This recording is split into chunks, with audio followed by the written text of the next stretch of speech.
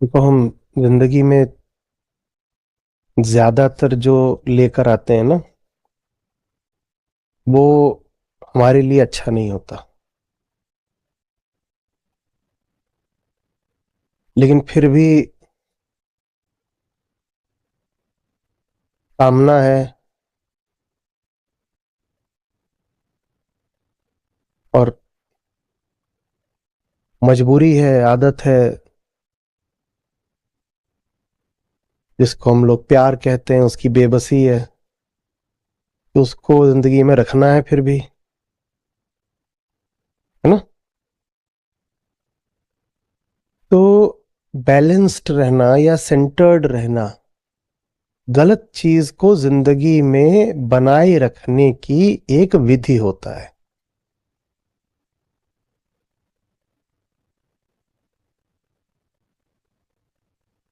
मुझे बात, कोई घटिया काम करते हो, तुम कर सकते हो, बस एक्सट्रीम्स पर मत करो।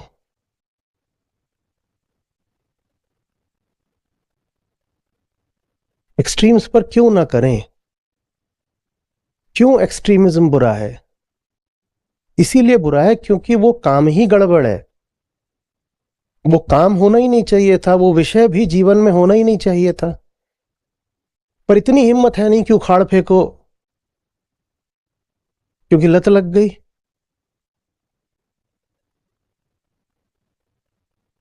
इतनी हिम्मत तो है नहीं कि उखाड़ फेंको। तो फिर उसका एक सस्ता समाधान निकाला जाता है, क्या? एक्सट्रीम्स में मत जाना। एक्सट्रीम्स में मत जाना। बाकी मैं कह रहा हूं, जो चीज है जीवन में, अगर वो सचमुच जीवनदायिनी है तो क्यों न जाएं एक्सट्रीम्स में।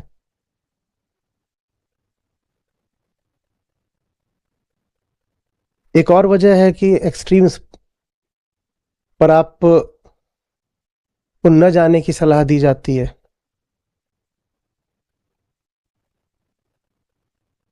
हम जीवन में ऐसी चीजें रखते हैं अपनी बेहोशी में, जो आपस में बेमेल होती हैं, म्यूचुअली इनकॉम्पेटिबल या म्यूचुअली एक्सक्लूसिव। एक के साथ अगर एक्सट्रीम पे चले जाओगे तो दूसरी बाहर हो जाएगी।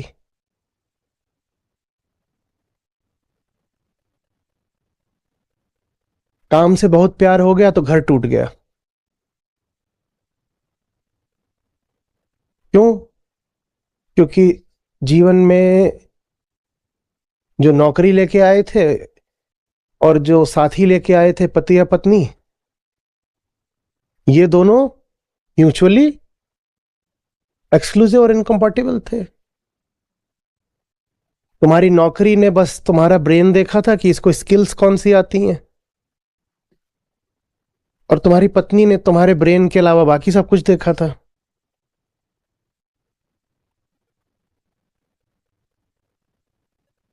समझ रहे हो? दो एक्सक्लूसिव हिस्से जिंदगी के। तो एक पे एक्सट्रीम पे जाओगे कि बहुत काम करने लग गए, तो घर से पत्नी भाग जाएगी या पति भाग जाएगा। तो इसलिए कहा जाता है एक्सट्रीम नहीं, क्या, बैलेंस रखो, ताकि दोनों ही, दो अलग अलग तरह के जहर हैं, दोनों ही बचे रहे। दोनों ही बचे रहे। हर चीज, असली आदमी की जिंदगी तो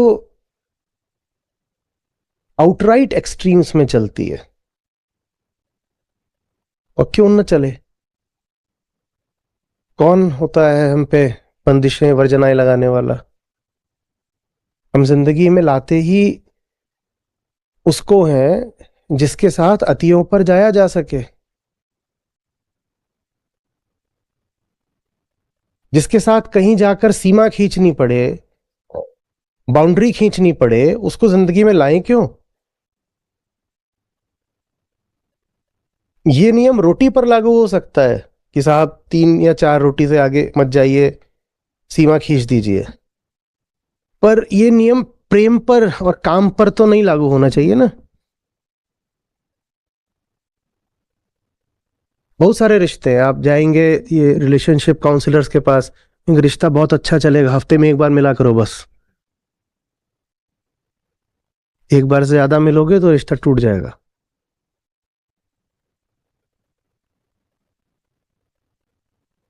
असली आदमी होता है वो काम ऐसा चुनता है कि 24 घंटे कम पड़ जाएं,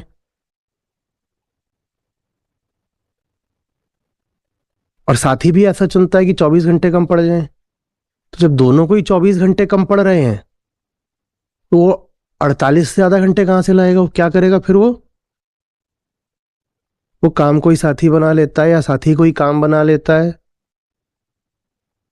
या साथी ऐसा बनाता है जो काम में भी साथ हो।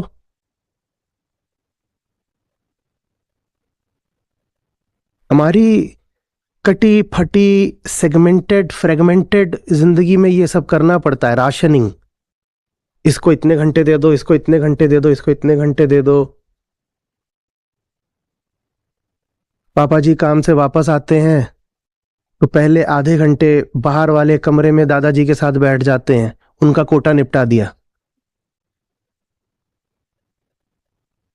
उसके बाद जाकर 1-2 घंटे चाचा और ताऊ लोगों के साथ बैठ के कुछ कर लेते हैं, और फिर 10 बजे के बाद किवाड़ कुंडी लगा के माता जी के साथ सबका कोटा निपटा देते हैं।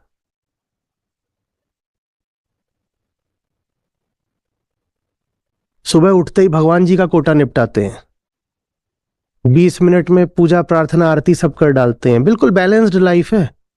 सोचो ये एक्सट्रीम में चले जाए, कहीं दिन भर भजन करूंगा, सब खत्म हो जाएगा।